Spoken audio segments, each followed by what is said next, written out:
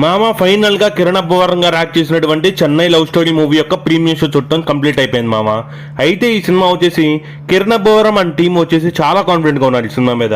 Cinema output కూడా ఆ range లో ఉందా లేదా, మరి కిరణ్ అబ్బవరం గారికి హ్యాట్రిక్ హిట్స్ పడ్డాయా లేదా అనే వాటి గురించి ఈ వీడియోలో డీటెయిల్ గా మాట్లాడుకునే ప్రయత్నం చేద్దాం. సో ఇలా అందరికంటే ముందు రివ్యూస్ చేస్తున్నాం కాబట్టి ఖచ్చితంగా వీడియోని లైక్ చేసి ఛానల్ సబ్స్క్రైబ్ చేసుకోండి.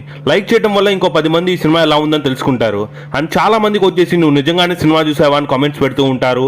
అలాంటి వారి కోసం డిస్క్రిప్షన్ లో వచ్చేసి ఇన్స్టా ఐడి ఇస్తాను, వెళ్ళి స్టోరీ చూడండి, మీ అందరికి అర్థమవుతుంది. ఇక మనం సోదంతా ఆపేసి ఇక సినిమా రివ్యూ విషయానికి వస్తే, మూవీ చూసినాక నాకు మెయిన్ గా అనిపించిన పాజిటివ్స్ అండ్ నెగిటివ్స్ ఏవి అంటే, first of all main positive వచ్చేసి సినిమాకి లవ్ స్టోరీ. లవ్ స్టోరీ అయితే మాత్రం మనం రెగ్యులర్ గా చూసే స్టోరీ అయితే కాదు, ఇది ట్రయాంగిల్ లవ్ స్టోరీయే. కానీ సినిమా వచ్చేసి వన్స్ అపాన్ ఏ టైమ్ లో వచ్చేసి ట్రయాంగిల్ లవ్ స్టోరీ కాస్త 2 సైడ్ లవ్ స్టోరీ అవుతుంది. ఆ 2 సైడ్ లవ్ స్టోరీ అయిన తర్వాత ఇద్దరికి వచ్చే డౌట్స్ ఏంటి, ఒకళ్ళ మీద ఒకళ్ళు డౌట్ చేసుకొని చివరికి ఆ లవ్ స్టోరీ ఏ విధంగా సాగింది అనేటటువంటిదే ఈ సినిమా యొక్క బేసిక్ ప్లాట్. స్టోరీ లైన్ అయితే మాత్రం కొత్తగా ఉంది. అండ్ సినిమాలో వచ్చేటటువంటి ఇంటర్వెల్ బ్యాంగ్ అయితే చాలా బాగుంది. ఇంటర్వెల్ బ్యాంగ్ అయితే మాత్రం లిటరల్లీ టూ గుడ్ ఉంది. అసలు కిరణ్ అబ్బవరం సినిమాస్ లోనే ఇది one of the best interval card. And pre climax అయినా క్లైమాక్స్ సీన్స్ అయినా సరే అక్కడ వచ్చేటటువంటి ఎమోషనల్ సీక్వెన్స్ అయితే మాత్రం కిరణ్ అబ్బవరం గారు యాక్ట్ చేయలేదు, జీవించేశారు సినిమాలో అయితే మాత్రం.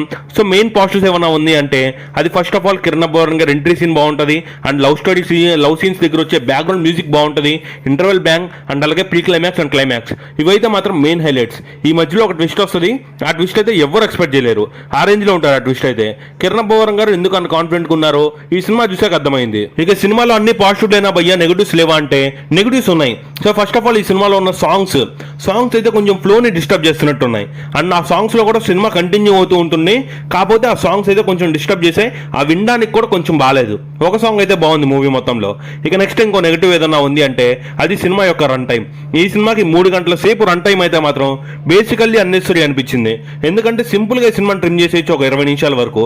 సో ఇది ఒక మెయిన్ నెగిటివ్ గా అనిపించింది అనమాట సినిమా చూసాక.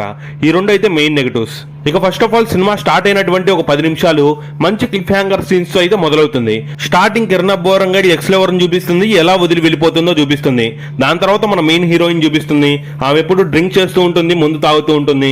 ఆమె వెనక పెయిన్ఫుల్ స్టోరీ ఏది ఉంది, ఆ స్టోరీ విన్నాక మన హీరో ఎలా ఇంప్రెస్ అయ్యాడు, దాని తర్వాత వీళ్ళిద్దరి మధ్య లవ్ ఎలా కొనసాగింది అనేది ఈ సినిమా యొక్క మెయిన్ స్టోరీ ప్లాట్ అనమాట.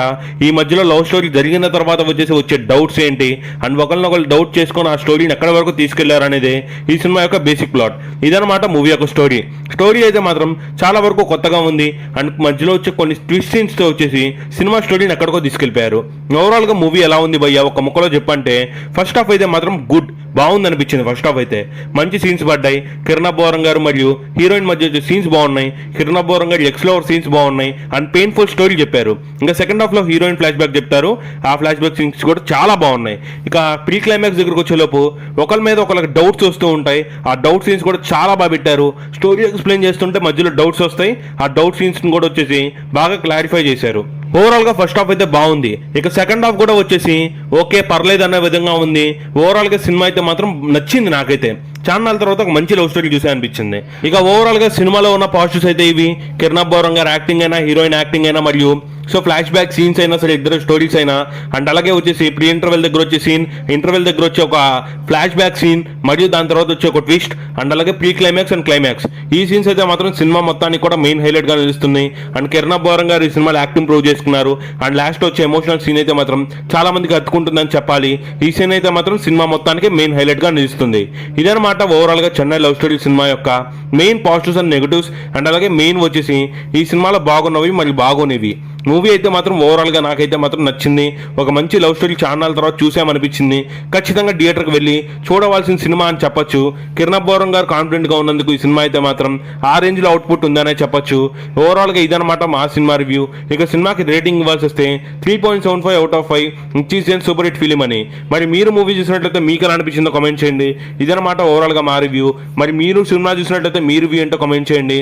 మళ్ళీ ఇంకో వీడియో దగ్గర కలిసేటటువంటి ప్రయత్నం అయితే చేద్దాం.